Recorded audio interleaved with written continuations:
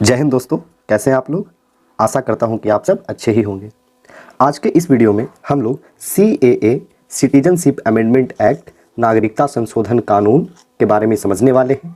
इसे कैब भी कहा जाता है और इसे कैब क्यों कहा जाता है उसे भी हम लोग समझेंगे। जहां CAA का हिंदू समाज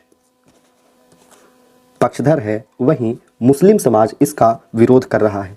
तो मुस्लिम समाज के द्वारा विरोध करने की क्या वजह है, मुसलमान CAA से क्यों डर रहे हैं, अमित शाह और मोदी जी के द्वारा CAA को लाने का मुख्य उद्देश्य क्या है, अगर देश में CAA लागू हो गया है तो क्या क्या बदलाव संभव हो सकते हैं। साथ ही साथ यह भी समझने का कोशिश करेंगे कि मोदी जी के द्वारा कहा गया कि अब की बार BJP 370 सीट और पूरा NDA लगभग 400 सीट पार करेगी। तो क्या CAA के लागू होने के बाद मोदी जी को 400 सीट लाना उतना ही आसान है जितना आसानी से ये बोल रहे थे। तो आए दिन आप लोग न्यूज़पेपर में CAA से संबंधित आर्टिकल देख रहे होंगे। कई सारा लेख CAA से संबंधित आया हुआ है ना। यहाँ भी देखिए the times of India CAA से संबंधित कुछ आर्टिकल आए हुए हैं। द हिंदू को देखिए, यहाँ भी anti-CAA लिखा हुआ है ना। तो CAA से संबंधित लगभग कई सारे आर्टिकल हम लोगों को देखने को मिल रहे हैं। और इस टॉपिक से आने वाले जो भी एग्ज़ाम हैं, जैसे UPSC, Bihar SSC, UP PCS, Jharkhand PCS, Bihar विधानसभा, अन्य कई एग्ज़ाम में यह टॉपिक काफ़ी ही VVI महत्वपूर्ण हो जाता है। और इसीलिए हम लोगों को CAA से संबंधित सभी पहलुओं का अध्ययन करना पड़ेगा। तो आइए दोस्तों, आज हम लोग शुरू करते हैं सिटीजनशिप अमेंडमेंट एक्ट नागरिकता संशोधन कानून। इसे कैब भी कहा जाता है। क्या कहा जाता है? Cab, CAB। अगर आप देखेंगे CAA का फुल फॉर्म क्या होगा? Citizenship amendment act. Citizenship amendment ए से क्या हो जाएगा? एक्ट। इसी का एक दूसरा नाम है कैब। सिटीजनशिप अमेंडमेंट बी से हो जाएगा बिल। अगर इसका हिंदी कीजिएगा तो एक्ट का मतलब क्या होता है? कानून। और बिल का अगर हिंदी करेंगे तो बिल का हिंदी क्या होगा? विधेयक। मतलब नागरिकता संशोधन कानून, और कैब का हिंदी हो जाएगा नागरिकता संशोधन विधेयक। दोनों में डिफरेंस क्या है उसे थोड़ा सा समझ लीजिए। अगर ये हमारा संसद भवन है, कोई भी कानून बनता है तो ऐसे वैसे कानून थोड़े बन जाएगा भाई साहब। सबसे पहले कानून को एक कागज़ के फॉर्मेट में लिखा जाता है। कागज़ पर हम लोग लिखते हैं ना, अपना नोट्स बनाते हैं, वैसे ही कागज़ पे कुछ नोट्स लिखा जाता होगा और एक फॉर्मेट में लिखा जाता होगा, है ना। तो जब किसी फॉर्मेट को जो लिखा हुआ है इसे हम लोग संसद भवन में लेके आएंगे। कहाँ? संसद भवन में। और आपको पता होगा कि संसद के 3 अंग होते हैं। संसद के कितने अंग होते हैं? 3 अंग होते हैं, राष्ट्रपति, लोकसभा और राज्यसभा। तो जब किसी भी लिखा हुआ जो चीज़ था, जो फॉर्मेट में हम लोग लिखे थे, जब संसद में लाया जाएगा, मतलब संसद के तीनों अंग के पास भेजा जाएगा, राष्ट्रपति, लोकसभा और राज्यसभा के पास, तो जब लाया गया है संसद में तो यह बिल के रूप में लाया गया है, विधेयक के रूप में लाया गया है। किस रूप में लाया गया है? बिल के रूप में, विधेयक के रूप में। और जब यह बिल संसद से पास हो जाता है तो यह कानून बन जाता है, एक्ट बन जाता है। क्या बन जाता है? एक्ट बन जाता है। तो थोड़ा सा ऊपर समझिए, हम लोग क्या देखें? CAA, CAB। CAA का मतलब क्या हुआ? सिटीजनशिप अमेंडमेंट एक्ट, और कैब का मतलब हुआ सिटीजनशिप अमेंडमेंट बिल। जब संसद भवन में इसे लाया गया तो किस रूप में लाया गया है? बिल के रूप में, विधेयक के रूप में। इसीलिए इसे सिटीजनशिप अमेंडमेंट बिल या कैब भी कहते हैं। और जब यह बिल संसद से पास हो गया, मतलब राष्ट्रपति का सिग्नेचर हो गया है, लोकसभा से पास हो गया है, राज्यसभा से पास हो गया है, जब तीनों जगह से राष्ट्रपति, लोकसभा, राज्यसभा अर्थात संसद से पास हो गया है तो यह बिल क्या बन जाएगा? एक्ट बन जाएगा, कानून बन जाएगा। तो आशा करते हैं कि CAA को कैब भी क्यों कहते हैं, तो बहुत ही आसानी से हम लोग समझ सकते हैं कि जब पार्लियामेंट में आया तो यह विधेयक के रूप में आया, इसीलिए इसे कैब कहते हैं। और जब पार्लियामेंट संसद से पास हो गया तो इसे एक्ट कहा गया, कानून के रूप में देखा गया, और इसीलिए इसे CAA भी कहा जाता है। तो अभी हम लोग समझ चुके हैं CAA और CAB में क्या डिफरेंस है, क्या अंतर है। नागरिकता संशोधन कानून CAA को पढ़ने के लिए मैं इसे 3-4 पार्ट में डिवाइड कर रहा हूँ। सबसे पहले इसका इंट्रोडक्शन देखेंगे, परिचय देखेंगे, जिसमें हम लोग समझेंगे कि CAA क्या है। उसके बाद हम लोग इसका बैकग्राउंड देखेंगे, पृष्ठभूमि देखेंगे, अर्थात इसका इतिहास क्या रहा है ना, इस इतिहास से संबंधित कुछ बातें करेंगे। उसके बाद देखेंगे CAA किस राज्य में लागू होगा, किस राज्य में लागू नहीं होगा।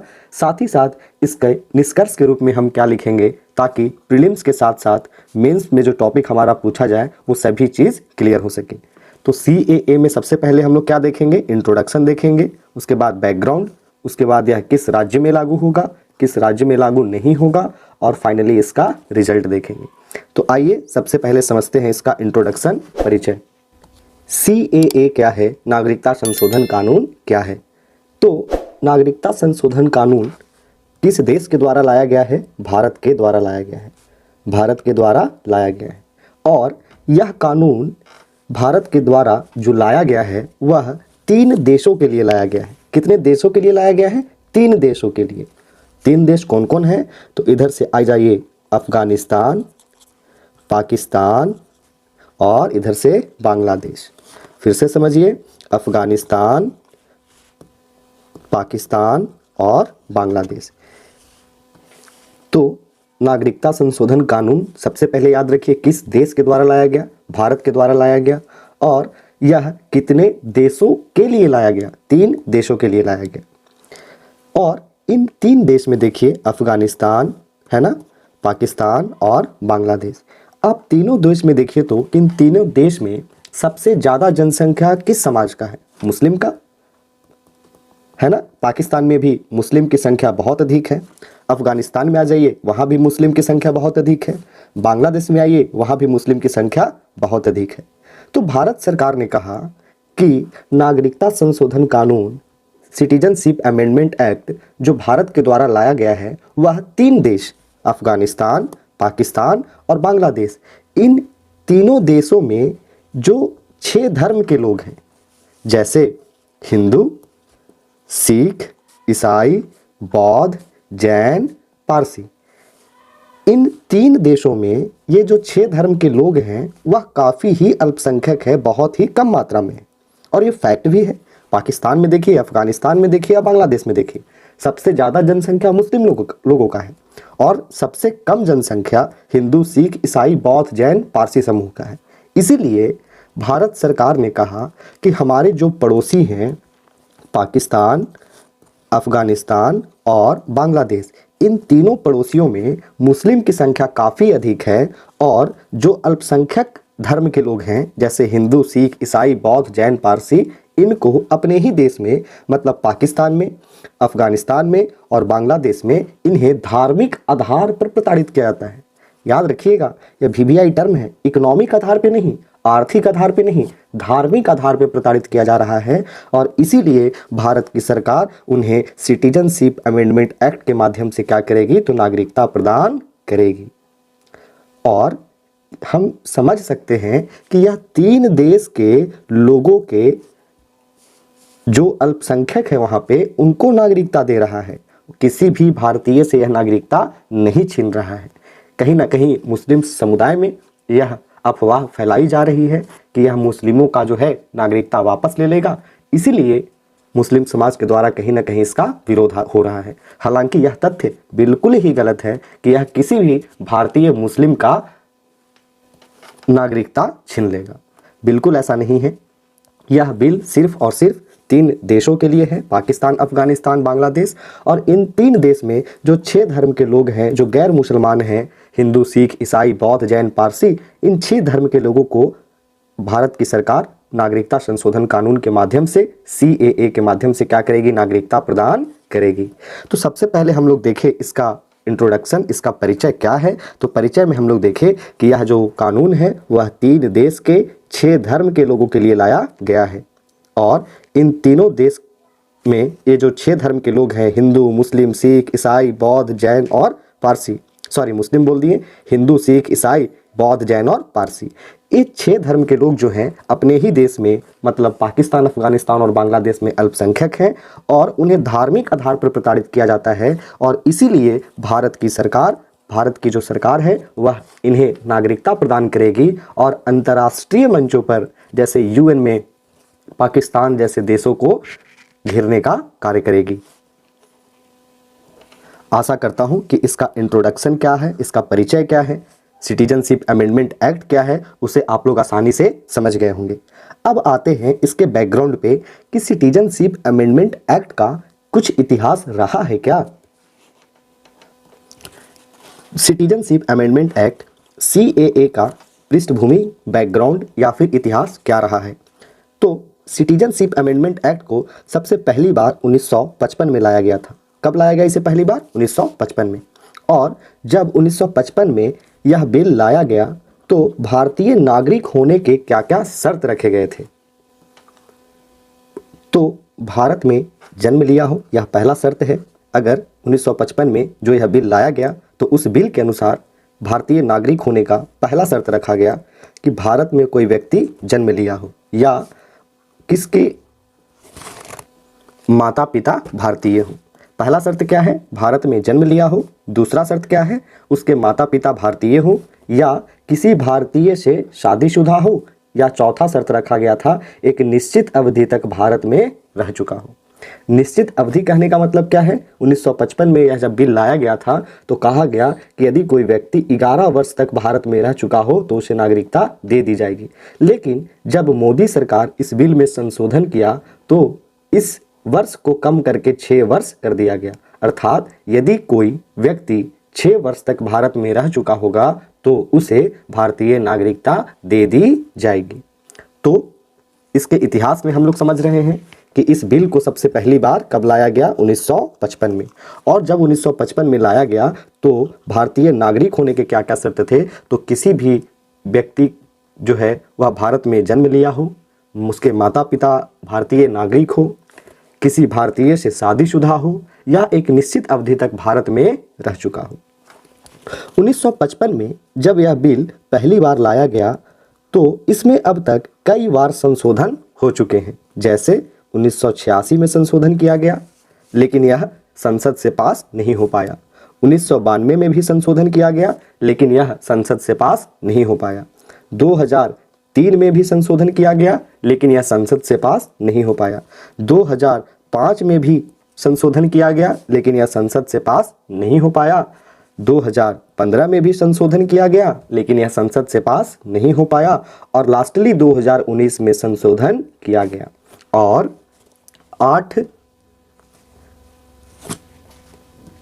जनवरी 2019 को CAA लोकसभा से पास हो गया। लेकिन 16वीं लोकसभा का कार्यकाल समाप्त होने के कारण इस बिल को क्या किया गया था? रद्द कर दिया गया था। ध्यान से समझिएगा, 1955 में जब यह पहली बार बिल लाया गया तो अब तक इसमें 6 बार संशोधन किया गया है। 1986 में, 1992 में, 2003 में, 2005 में, 2015 में और 2019 में।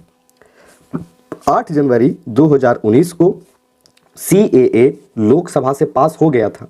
लेकिन याद रखिए कि यही अप्रैल मई का टाइम रहा होगा, मार्च का टाइम रहा होगा जब इलेक्शन की गूंज 2019 में भारत में बजने लगी थी।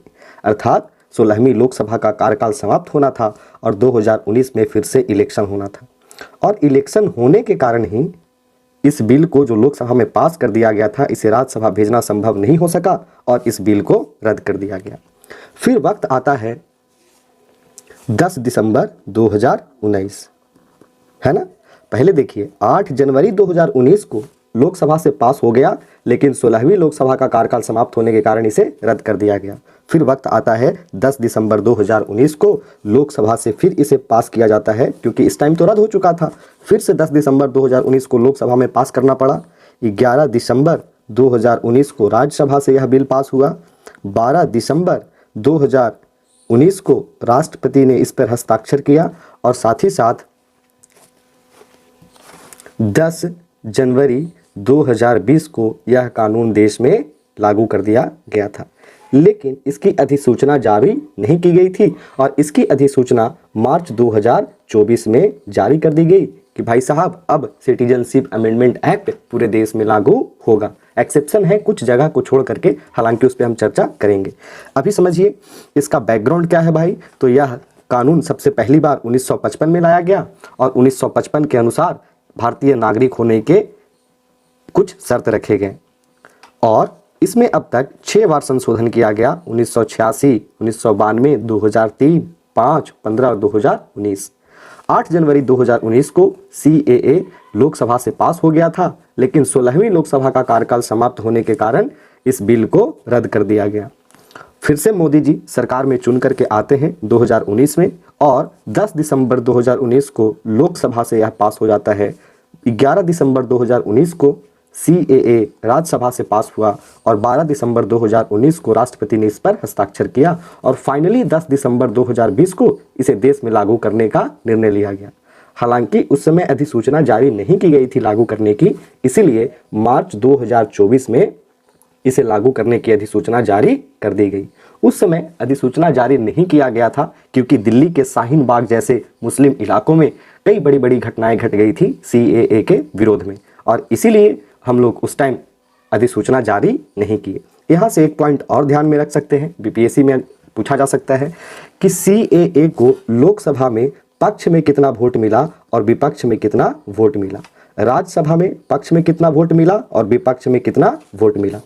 तो CAA कानून को लोकसभा में पक्ष में 311 वोट और विपक्ष में 80 वोट मिले। वहीं राज्यसभा में पक्ष में 125 वोट और विपक्ष में 105 वोट मिले थे।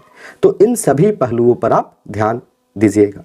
अभी हम लोगों ने देखा कि जब 1955 में यह बिल लाया गया तो भारतीय नागरिक होने के कुछ शर्त रखे गए थे, जिसमें भारत में जन्म लिया हो, माता पिता भारतीय हो, किसी भारतीय से शादीशुदा हो या एक निश्चित अवधि तक भारत में रह चुका हो। तो 1955 के अनुसार यह शर्त था। लेकिन जब 2019 में हम लोग इस बिल को लागू किए तो 2019 के अनुसार भारतीय नागरिक होने के क्या क्या शर्त रखे गए हैं। तो पहला शर्त क्या रखा गया 2019 के अनुसार, तो वह 3 देशों का निवासी हो। 3 देश कहने का मतलब क्या, वह पाकिस्तान या अफगानिस्तान या बांग्लादेश का रहने वाला हो। दूसरा कंडीशन क्या है कि वह सिर्फ और सिर्फ इन 6 धर्मों को ही मानने वाला हो, हिंदू, सिख, ईसाई, बौद्ध, जैन और पारसी। इसके अलावा कोई भी धर्म के लोगों को यहाँ पे नागरिकता नहीं दी जाएगी। तीसरा शर्त क्या रखा गया कि 31 दिसंबर 2014 तक भारत में आ चुका हो। तो 2019 के अनुसार यह 3 शर्त रखा गया कि यह पाकिस्तान, अफगानिस्तान, बांग्लादेश के 6 धर्म हिंदू, सिख, ईसाई, बौद्ध, जैन और पारसी, इन 6 धर्म के लोगों को क्या किया जाएगा, नागरिकता दिया जाएगा। और तीसरा कंडीशन रखा गया कि 31 दिसंबर 2014 तक भारत में आ चुके हों। मतलब 1 जनवरी 2015 को यदि कोई व्यक्ति भारत में आया होगा पाकिस्तान, अफगानिस्तान और बांग्लादेश के इन 6 धर्म में से, हिंदू, सिख, ईसाई, बौद्ध, जैन और पारसी, तो उनको नागरिकता नहीं दी जाएगी क्योंकि वह तीसरे कंडीशन को फुलफिल नहीं करता है। तीसरा कंडीशन बहुत ही VVI है, इसे ध्यान में रखिएगा कि उन्हीं लोगों को नागरिकता दी जाएगी जो 31 दिसंबर 2014 तक भारत में आ चुके हों, है ना। तो सबसे पहले हम लोग इसका परिचय देखें और परिचय में पढ़ें नागरिकता संशोधन कानून क्या है। उसके बाद हम लोग इसका बैकग्राउंड समझ रहे हैं, कुछ इतिहास को देख रहे हैं।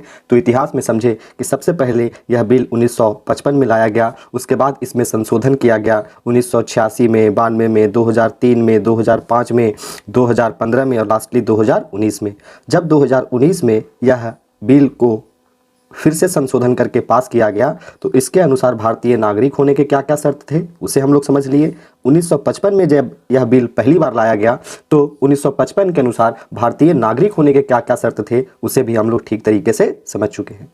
दोस्तों अब हम लोग समझेंगे कि नागरिकता संशोधन कानून किस राज्य में लागू होगा और किस राज्य में लागू नहीं होगा।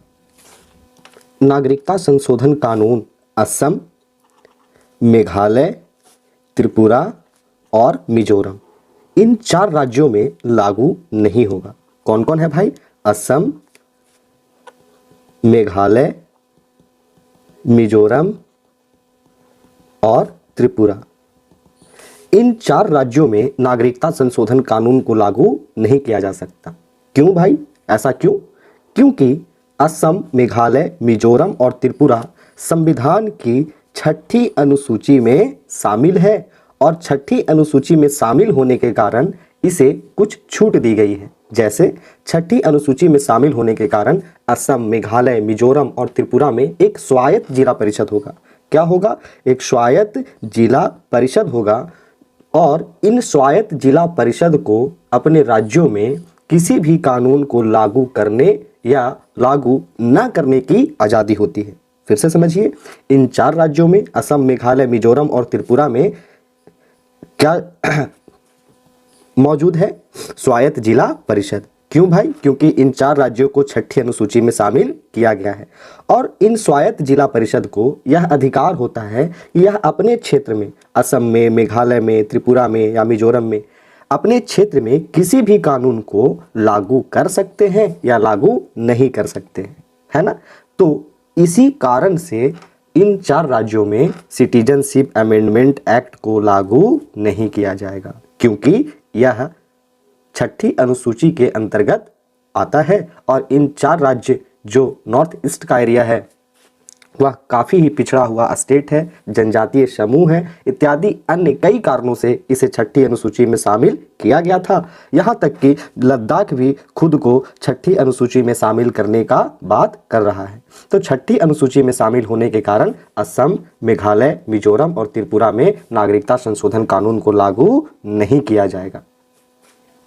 उसके बाद 3 स्टेट ऐसे हैं जहाँ पे यह CAA लागू नहीं होगा। 3 स्टेट और कौन कौन से हैं? अरुणाचल प्रदेश, नागालैंड और मणिपुर। इन चारों स्टेट में असम, मेघालय, मिजोरम, त्रिपुरा, यहाँ तो 6ठी अनुसूची लागू होने के कारण यह CAA लागू नहीं हो पाएगा। लेकिन ये जो 3 स्टेट हैं ये भी नॉर्थ ईस्ट के स्टेट हैं, अरुणाचल प्रदेश, नागालैंड और मणिपुर।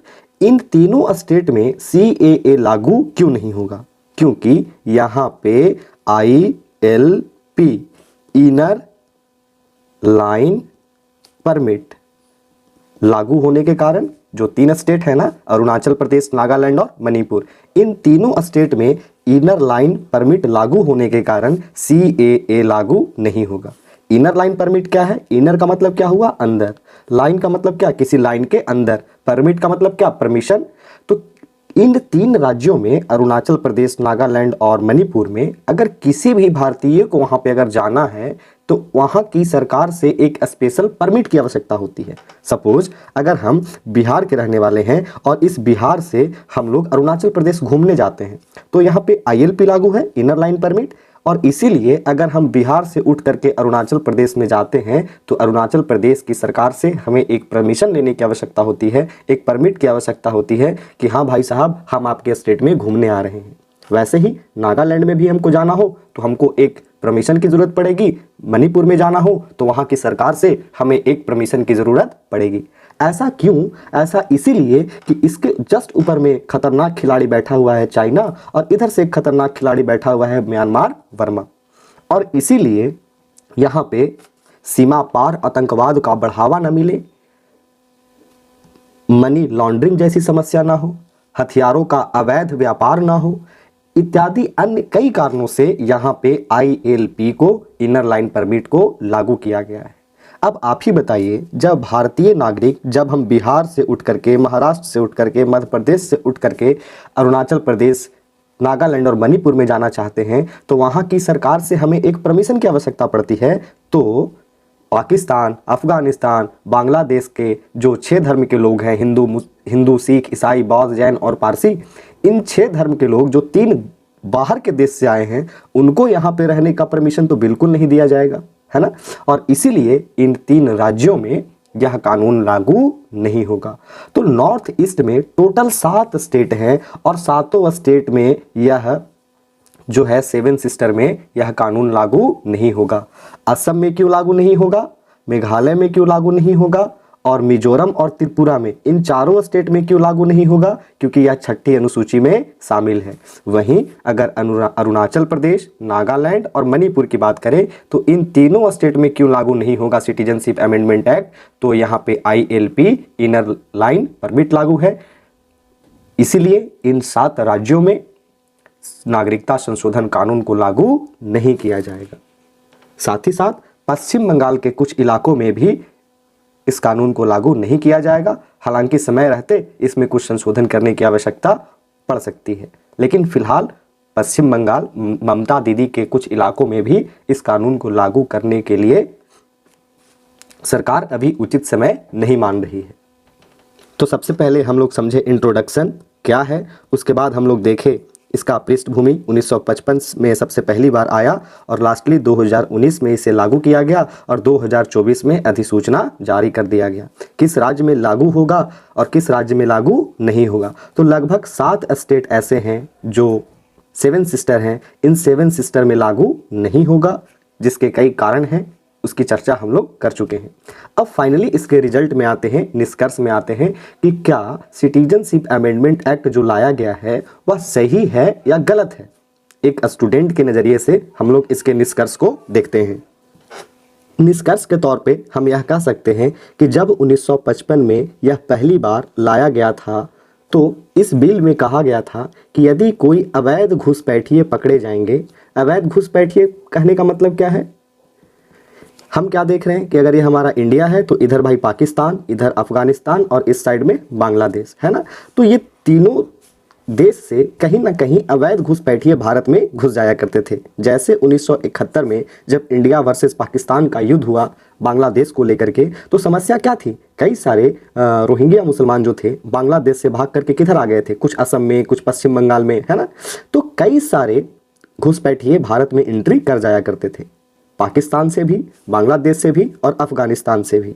तो कई सारे घुसपैठिए जो भारत में प्रवेश कर जाते थे अवैध तरीके से, तो उनको रोकने के लिए जब 1955 में यह बिल लाया गया तो कहा गया कि जो भी अवैध घुसपैठिए होंगे उनको पकड़े जाने पर जेल की सजा होगी। जो भी अवैध घुसपैठिए पकड़े जाएंगे उनको पकड़ेंगे हम और उन्हें जेल की सजा दे देंगे। लेकिन जब मोदी जी फाइनली 2019 में संशोधन करते हैं तो 2019 में संशोधन के उपरांत कहा गया कि जो भी अवैध घुसपैठिए पकड़े जाएंगे उन्हें विदेशी नागरिक अधिनियम 1946 और पासपोर्ट अधिनियम 1920 के तहत वह जिस देश के रहने वाले होंगे उसे उस देश में वापस छोड़ दिया जाएगा। जैसे एग्जाम्पल से समझिए, सपोज कर लीजिए हमारा इंडिया है, इधर से हमारा पाकिस्तान है। अगर 1955 में पाकिस्तान से कोई अवैध घुसपैठिया भारत में एंट्री अगर किया और वह बाई चांस पकड़ा गया तो उसे पकड़ के कहाँ डाल देंगे भाई? जेल में डाल देंगे। लेकिन 2019 में जब मोदी जी इसमें संशोधन करवाए और इस बिल को जब पास करना था तो इसमें एक संशोधन किया गया कि जो भी अवैध घुसपैठिए, जैसे पाकिस्तान से अगर कोई अवैध घुसपैठिया जो है वह भारत में एंट्री करता है और वह पकड़ा जाता है तो उसे विदेशी नागरिक अधिनियम और पासपोर्ट अधिनियम के तहत उसे उसी के देश में वापस छोड़ दिया जाएगा। मतलब वह पाकिस्तान से भारत में आया और भारत में पकड़ा गया तो उसे पकड़ के हम कहाँ डाल देंगे? फिर से पाकिस्तान में भेज देंगे। अगर कोई बांग्लादेश से अवैध घुसपैठिया भारत में एंट्री कर गया है और पकड़ा गया तो उसे पकड़ के इन दोनों अधिनियम के तहत उसे हम लोग बांग्लादेश में वापस भेज देंगे।